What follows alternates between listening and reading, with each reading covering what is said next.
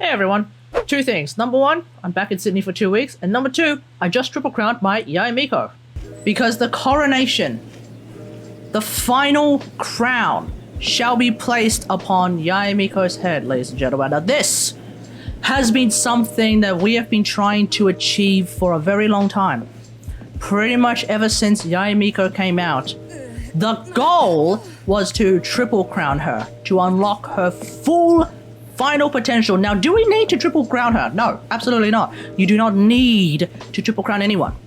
You only triple crown someone, really, if you really like them.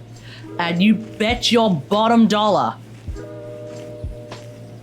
that Yae Miko is one of those characters that I really like. By the power vested in me, I crown thee, Morgana Pendragon, Queen of Camelot.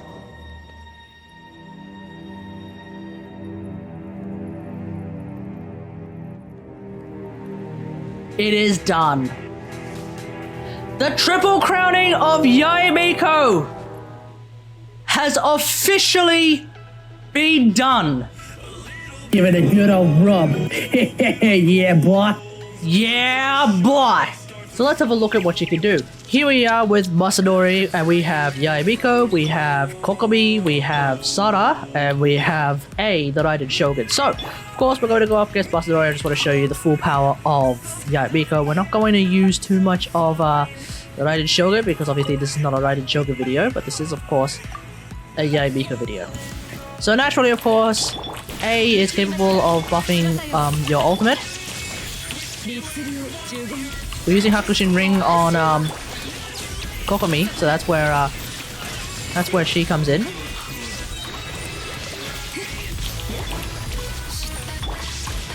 Okay, we're gonna. Hiya!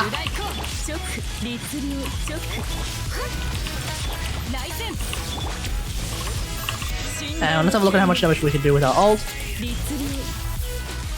A very large amount of damage. Basically 50,000 on the first hit with her ult, and then 60-something thousand with every other subsequent hit. So let's have a quick look at the build that I'm now using on my Yae Miko, and this is the build I'm using on Yae Miko. And Yae Miko is actually my third most powerfully built character in the game if we look specifically at artifact substats. So right now she's got 2000 attack, which is pretty good. And we also have a crit ratio that is really high, 73 to 39. So that's of course going to be very nice. Otherwise, of course, 73 electro damage bonus.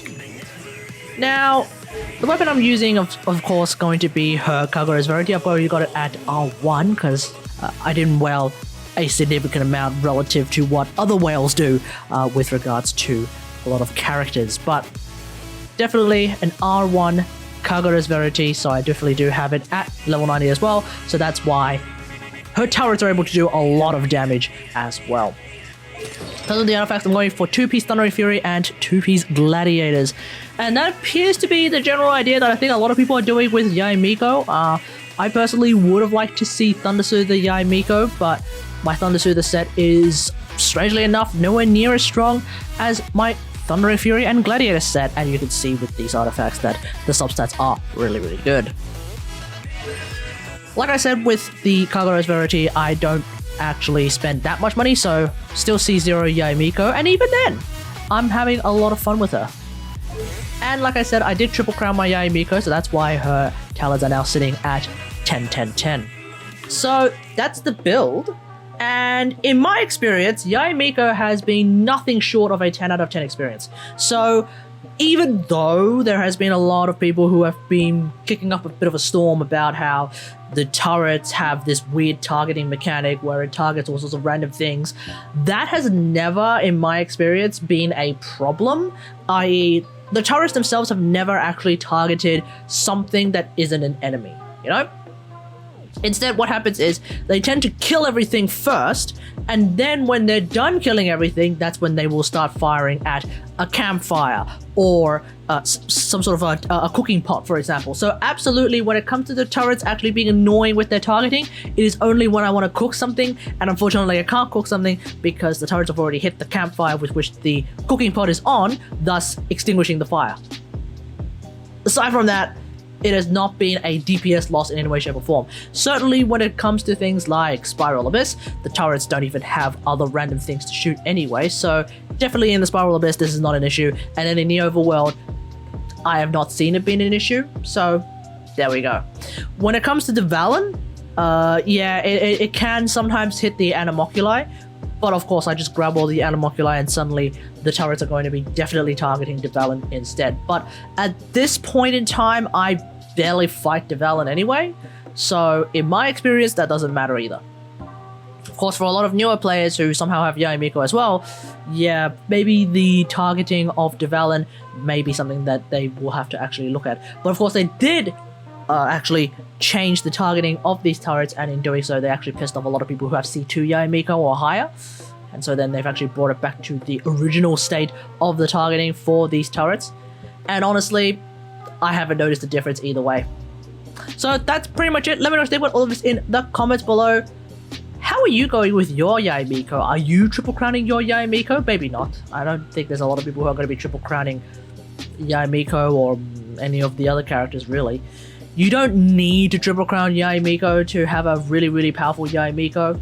I personally would recommend triple crown, or at least crowning her special and her ultimate, because her special and ultimate do a lot of damage and they're pretty much like the bread and butter of her entire kit.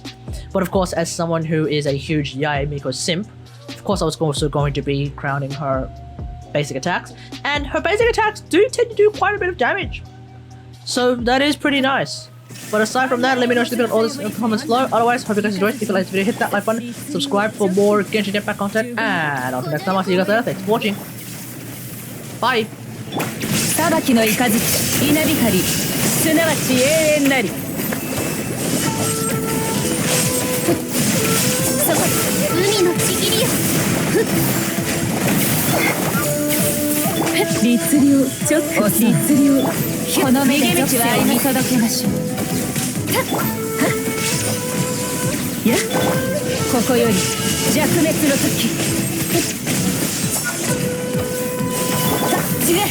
天なる来光、呪言、直律令。騒乱の憩い、永遠の土を照らす。そこだ。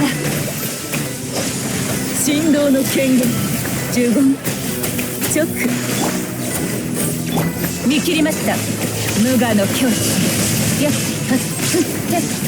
この身こそ永遠なり。無論です。